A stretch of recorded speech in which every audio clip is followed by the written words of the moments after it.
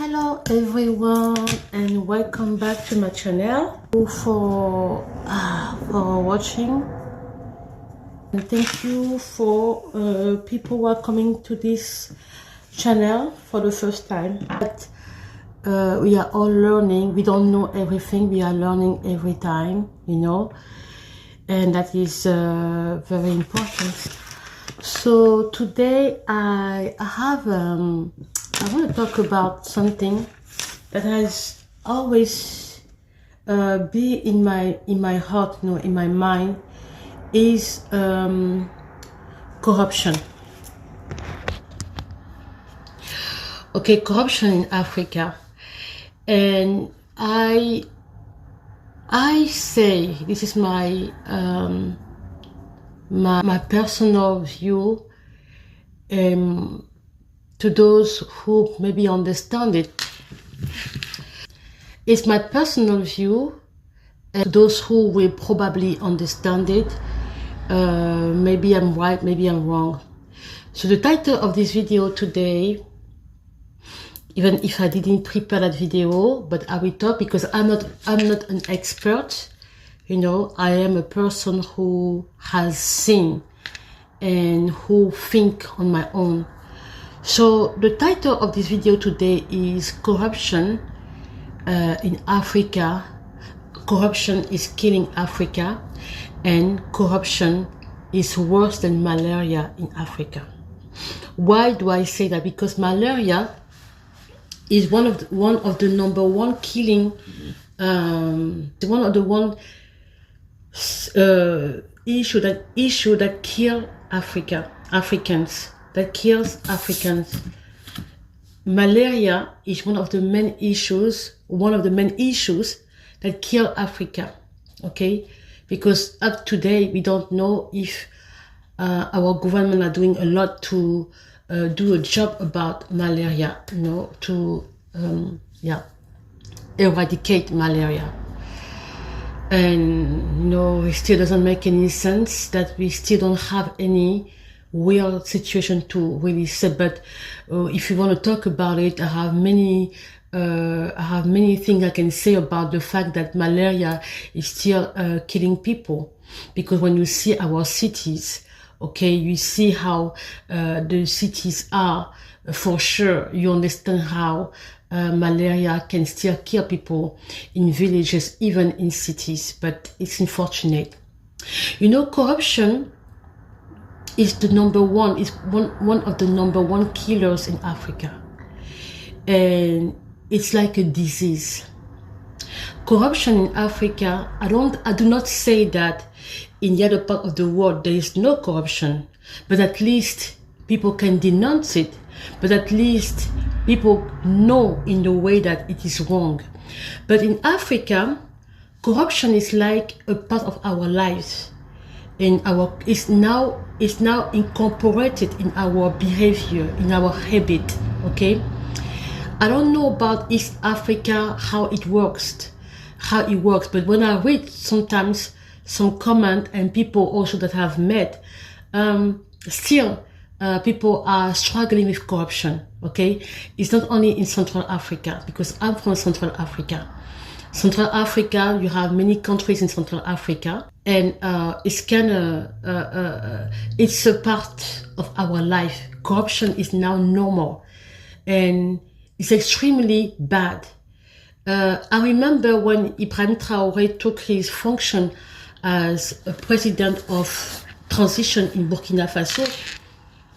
When he first said, and I really love it, when he declared publicly war on corruption. It is very important that a leader or an African president does what he say.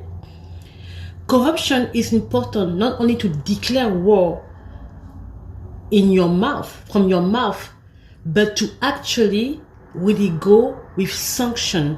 And I think in that sense, he's doing good in that sense. Okay, he's doing the best he can in that sense to sanction. He gave very proper example like people who work in offices, people who are there and there, people who are not coming to work and are paid and everything, he talked about that clearly, that these are some examples of how you should sanction. Someone must report the other one about their behavior in the workplace and etc. Corruption in our countries, is so deep that even children, no, it's serious, even children are breastfed with corruption. When I was in high school years, when I went back home in my country, it was so blatantly evident that there was already, habit in young people in high school who actually have this habit of corruption. It is sad that today we talk about corruption normally. In Africa, we don't really fight it because it's a real disease. Corruption affects what? Corruption affects the politics of a country, the democracy of a country. Even though I believe, democracy is not really real, but we try every day to make people go into a democratic environment the way we can, okay? Corruption affects the education system. Because when you have parents who come to pay, or you have people who come to pay, I will give you example, like real example, practical example that I witnessed or what I heard from people themselves, Corruption affects the way people work in the country. Corruption affects the politics. Corruption affects the welfare or the well-being of people living in the country. I will give you example, little by little, okay? Corruption affects administration. Corruption affects many aspects of a country. When I was back home, there was a situation that happened, and usually, I will go how I can about it. Usually, it's a cycle, okay? Corruption comes from a cycle of a system in a country. So, how do you fight corruption? Maybe we can talk about it. I will talk about it maybe on the other video if I have time. But I will show you how corruption can affect a complete country. It's like a disease. It's worse than a disease. And it's okay. In Africa, we think it's okay to live with corruption because it's now a part of our lives,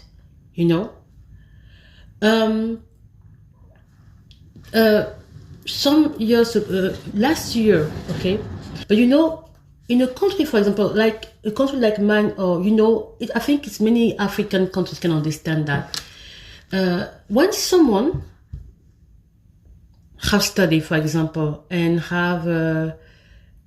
is now promoted to another level in his work. For example, someone is appointed in the government, okay? He was working, and for some reason, people of the government feel like they can appoint him in higher function of the country. That person has family. And in Africa, we have this habit, there's a lot to talk about here. In Africa, we have this habit of saying, this is my brother, this is my sister, because we are from the same tribes. And I will talk about all this also in another video. And same tribes, or same this, same that, or you have family members. Okay, we know that in Africa, we don't have nuclear family. I don't know if I have the right word in English. We have extended family. It means what? It means that the family is not limited to the mother, the father, and the children. In Africa, the family is about the mother, the father, the children, the uncle, the aunt, the cousin, to the different aspects of the world. And you can also include people who are affiliated by the in-laws or affiliated by the tribal, the tribes and everything. So when someone like that is appointed sometimes in the government of the country, he has people coming for, I don't know if you have this word in English, doléance. In France we call it doléance. They come, they say, oh, I need help for this, I need help for that. Because usually the country, because the system is like people live in poverty. That's why when I say poverty is the worst thing that happened in the country, poverty is the worst thing. And I always remember what my grandfather said. He said the worst insult that you could get in your life is to be called poor. It's the worst insult. People can call you any type of name, you just don't care about it. Ignore them. But the moment someone calls you poor, get upset. Because being called poor is the worst insult that you will get in your life. So I will explain to you how the system, from what I see, how the system work and become a corruption system that kills the country. Video part 2.